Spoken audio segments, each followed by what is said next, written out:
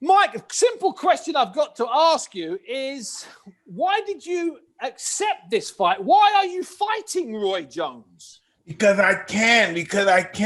And I've been training pretty much for 3 years, not for a fight, but just to stay healthy. And my brother-in-law asked me, was somebody offered the fight for someone else? And then I first said, man, no, I don't want to fight anymore. Then this just little light bulb said, hey, will he fight me under the Marcus of Queensberry? Because I believe it was an MMA fighter. And he said, yeah. Yeah. But we went from fighting Bob Sapp to Shannon Briggs to Tyson Fury. Now we're fighting Roy Jones. So this is where I'm at now. And Mike, at the same time as you were talking to people about perhaps having a fight, either with, as you say, Shannon Briggs or Bob Sapp, were you getting your shape back? Were you getting boxing back inside your head? Were you getting ready, basically, to step back in the ring? Absolutely. Without even knowing it, because I never thought about fighting, but I just thought about looking good and looking impressive when I walked down the street. And then I said to myself, if you're gonna have a body like this, why don't you do something with it? And I said, yeah, I might as well do this. And especially from a charity exponent too. So I can help people. And if I could do that, man, before I die and thing, that's just beautiful, man. It was just beautiful. But Mike, this is more than you coming back because you couldn't stay away. It seems like you coming back on some kind of mission to prove something, to prove that you can come back. Well, not only that, but to think that this could be bigger than me because it has a great, like I was saying, it has charity exponent, and I look at that bigger than me. Look, buying a new car, a new girlfriend, a new mansion, a new plane, a new boat, that don't do it for me no more. It just doesn't work. You've bought enough mansions, new boats, and new cars in your days, though, Mike. It has to be said. And it didn't work. Trust me, it didn't work. Mike, have you found? I know that you're a different Mike now. You're a calmer Mike over the last few years. But have you found an even greater inner calm during the last 3 or 4 weeks of this training camp? No, an individual like me, my mind is a torture chamber. Mm-hmm. So my mind constantly prepared me for war. Constantly. Every 10th of a second, quicker than your eye can blink, is war. And I'm discussing warriors in my mind and warriors from the past and the plans that they used before they fought. And it's just the way my mind thinks. It's constantly think about men that are great fighters.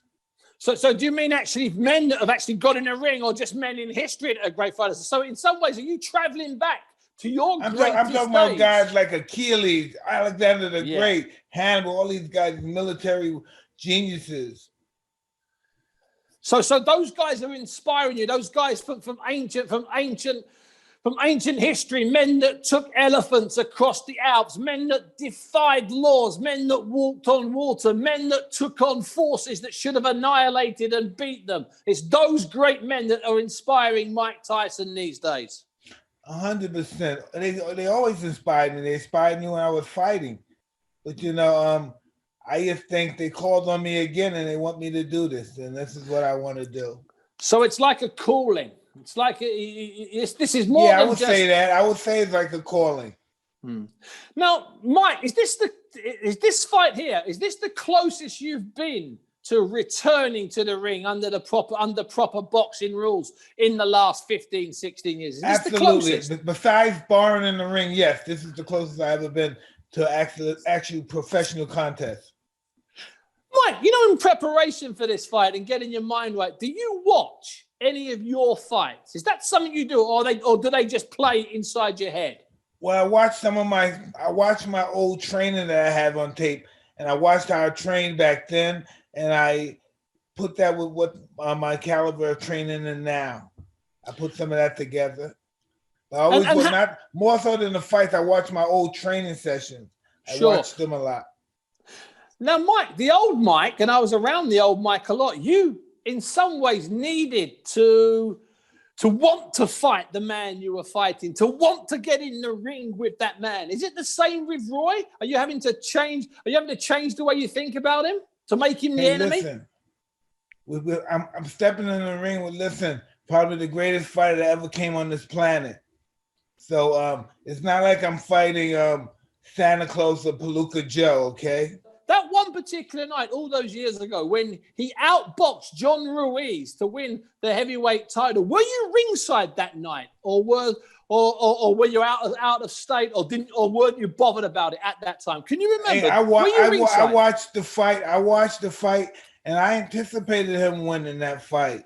Oh, that's interesting. You know, I'm a big fan of little men beating big men. I've seen it happen all my life. As a matter of fact, I'm a person that pretty much stated the stamp on it, because all my fights I fought, I beat big men for title fights.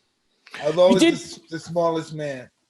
And that gave you an advantage, because you'd fought big men quite a lot, and some of those guys hadn't fought a small guy. Mike, what about the guys now? They're big guys now. Tyson Fury's a big guy now. Deontay Wilder's a big guy now. Anthony Joshua, they're big guys now. I know you were ringside for Wilder against Fury. In fact, you were up screaming and enjoyed it. What do you think of those big modern heavyweights?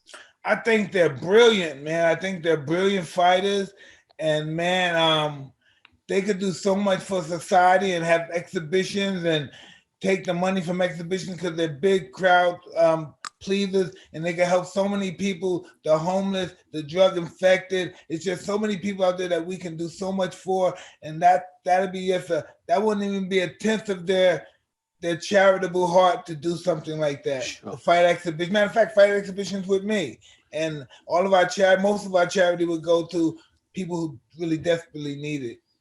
So I'm not saying he shouldn't have money, but we can help people. So after Roy Jones, for the sake of raising hundreds of millions, you'd be prepared to fight exhibitions with Wilder, Fury, or Joshua if it could be arranged. Oh, absolutely. No fight, but exhibitions. Yes, exhibitions, of course. It'll be fights, but I want you to label them exhibitions for no hard feelings. It won't come across as hard feelings towards anyone. Mike, you know the story about how you're named after Tyson, yeah? Do you know the full story about what not completely. His father, yes. Yeah, his father's lost a couple. His mother's lost a couple of babies, and his father's there. And Tyson Fury comes out, and he weighs like a pound. He's like a bag of sugar.